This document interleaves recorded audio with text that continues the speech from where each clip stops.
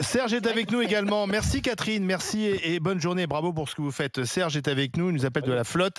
La flotte, c'est sur l'île de Ré, non ça Bonjour Serge. Oui, bonjour les sujets, tout à fait, je vous confirme, c'est sur l'île de Ré. Voilà, vous avez un bel endroit. Vous avez de la chance d'être là-bas. Alors, est-ce qu'il faut évacuer ou pas? Alors moi, j'estime qu'il faudra arrêter d'évacuer. Qu'est-ce que vous en pensez? Alors, il ne faut pas évacuer. Alors, je veux dire bonjour, un petit bonjour à Jean-Baptiste Djebari, parce que je vais parler du Palais des Sports et des Fêtes de Limoges, où j'ai travaillé il y a 30 ans. Très bien. Et il y a 30 ans, on a reçu Tel Aviv en basket contre le CSP Limoges. Et donc, tout le travail a été fait en amont. On avait tout préparé de manière à ce qu'il y ait le moins de problèmes possible. Donc, il y avait les services de sécurité israéliens, et puis il y avait donc la préfecture et la police qui s'occupaient de tout ça. Donc, on a fait tout notre travail, on avait même un message d'évacuation, enfin, tout avait été préparé. C'est moi qui avais l'honneur d'engager, puisque j'étais sonorisé, d'envoyer le message si on avait dû l'envoyer. Donc, on a fait un travail en amont pendant 2 jours, et il y a eu une alerte à la bombe, en plein match. Il y avait 5000 personnes, et on n'a rien fait. Enfin, quand je dis on n'a rien fait, on n'a pas parlé. On s'est mis on a fait tous les points sensibles, on a visité tous les points sensibles. Pendant le match, on n'a rien dit à personne. Et le CSP, en plus, a gagné ce jour-là. Donc, il ne faut pas évacuer parce que... Vous avez pu donc vérifier s'il y avait oui ou non une bombe. Vous avez dit rien. Et donc, il n'y avait pas besoin d'évacuer. Ben non, il y avait déjà une grosse visite préventive avant, et puis on a continué au cas où, parce qu'il y a quand même des endroits effectivement extrêmement compliqués, notamment avec des transformateurs électriques et tout, avec la haute tension. Donc, on a fait le travail sans rien dire à personne, et le match s'est très très bien passé. Donc, et le danger, vous l'avez même dit vous-même, le danger, c'est que si on évacue Versailles, et si vous avez un type avec une Kalachnikov dans la rue devant Versailles, c'est là qu'il va massacrer les gens. Il peut d'ailleurs même avoir l'idée de ce scénario macabre. Non mais d'accord Serge, vous avez pris vos responsabilités, c'est très bien, vous les avez assumées. S'il y avait eu une merde, vous l'aurez assumé aussi, évidemment. Mais château de Versailles, quoi qu'il en soit, il y a un dispositif, un protocole très fort en termes de sécurité.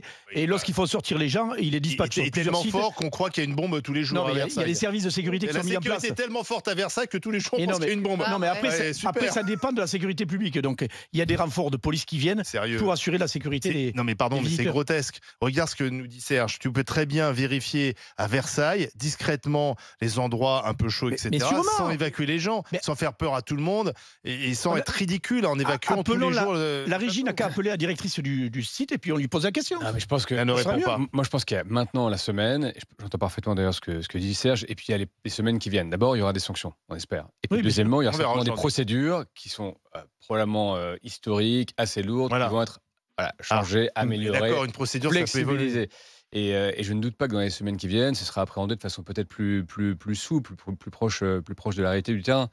En attendant, dans un contexte comme ça, et sur une première semaine, avec de la psychose, des événements géopolitiques, une importation du conflit et des guignols qui se pensent dans la totale impunité, moi je comprends le directeur de site qui, au moins dans les premiers jours, fait œuvre du principe de précaution. Mais là, on n'est plus à premier jour, on est à 7 fois. 7 fois en 8 jours. Tu sais, il faut saluer d'ailleurs, je le vois là, les déminages, la sécurité civile. Il faut savoir qu'on a 350 effectifs en France qui tournent par équipage, évidemment, pour... mais là, on les épuise avec ton histoire de procédure. On les fatigue. En fait, on fatigue les policiers, on fatigue les démineurs pour des plaisantins, alors qu'on en aurait sans doute besoin pour de vraies affaires. J'entends bien, mais Jean-Baptiste l'a dit, encore une fois, on est dans ce contexte particulier. Allez-y, Serge. Oui, si je peux mettre, je le répète, on était ce soir-là dans un match contre Tel Aviv. Bah oui, bien sûr. Donc un match à risque.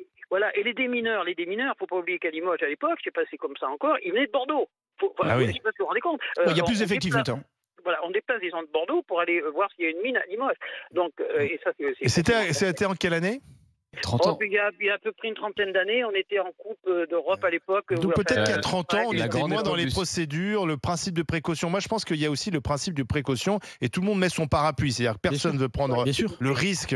Donc le préfet, le maire, la présidente ou le président de Versailles, et tout le monde met son parapluie. Peut-être qu'à 30 ans, il y avait des gens comme Serge qui assumaient plus. Oui, mais alors c'est pas pour minimiser ce qu'a fait Serge, parce qu'il a pris ses responsabilités, c'est une chose. Il y a 30 ans, on n'était pas dans le contexte actuel. Ouais, mais il y avait déjà eu la rue des Rosiers, il y avait Saint-Michel. Oui, mais il n'y avait pas de gros attentats. Il y a eu la rue de Rennes. Moi, je pense qu'on va sortir Serge de sa retraite à la flotte et le mettre à Versailles, au château de Versailles. Serge, on vous nomme à Versailles. Jean-Baptiste, tu es d'accord aussi que les gens, dans les transports, par exemple, dans les gares, sont devenus aussi beaucoup plus vigilants au fur et à mesure des années. On se rappelle les attentats du RER, etc. Maintenant, les gens regardent. On a des appels aussi quand on quitte le TGV, par exemple. Veillez à ne pas avoir oublié un sac, et on nous explique le temps que ça va coûter. Nous-mêmes, on est vigilants. On regarde Voilà, je pense que c'est nécessaire aussi que tout le monde ait davantage de vigilance au quotidien. De toute façon, maintenant, on n'a plus le choix. C'est des choses auxquelles d'autres pays se sont habitués, y compris par exemple les Israéliens, qui ont la capacité effectivement, mais même eux, ils repèrent pas toujours le terrorisme qui va arriver. Donc, par nature, Barbara, dans les gares, dans les aéroports, notamment dans les gares, c'est quand même des voyageurs du quotidien et plutôt français. Par définition, à Versailles, c'est plutôt des flux touristiques qui ne partagent pas forcément cette culture de la sécurité-là. Donc, tu n'apprennes pas le même risque, gare de Lyon. Sauf que c'est une image qu'on renvoie dans le monde entier. Pendant un temps. Et la France, hélas, aujourd'hui, a une certaine image. Je veux dire, n'importe quel touriste qui vient en France, même s'il est asiatique, il sait qu'il vient dans un pays où il y a eu des attentats djihadistes qui sont les plus graves d'Europe. On est le pays qui a été le plus frappé sur son sol en Europe, quand même.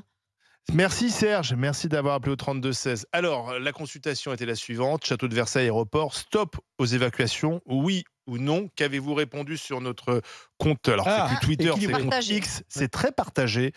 C'est un petit oui à 47,9%. Le non est majoritaire, 52,1%. C'est intéressant. Un gros oui, un petit non, mais c'est quand même le non qui l'emporte. Voilà. Tu te rends compte ce que tu disais tout à l'heure, Olivier, c'est là où je pense que tu n'as pas la notion de ce que... C'est fini, le débat. Ah merde, d'accord. On peut continuer si tu veux, Mono. Mais là, on a un match qui arrive qui va être dantesque. Ah oui. Barbara va être seule face à vous, les garçons. Ça nous change. Oui, faut-il arrêter le chantier de l'autoroute à 69 ? Dire oui, hein. Vous avez vu sans doute les images ce week-end, l'autoroute de la discorde entre Toulouse et Castres, cette volonté de mettre en place une ZAD qui a été évacuée par les forces de l'ordre. Il y a eu quelques incidents, des bâtiments ont pris feu. Faut-il arrêter ce chantier de l'autoroute à 69 ? Oui, dit Barbara. Non, disent Bruno et Jean-Baptiste. Le match est à suivre et c'est vous qui pouvez l'arbitrer au 32-16. À tout de suite sur RMC Story. RMC jusqu'à midi. Les grandes gueules.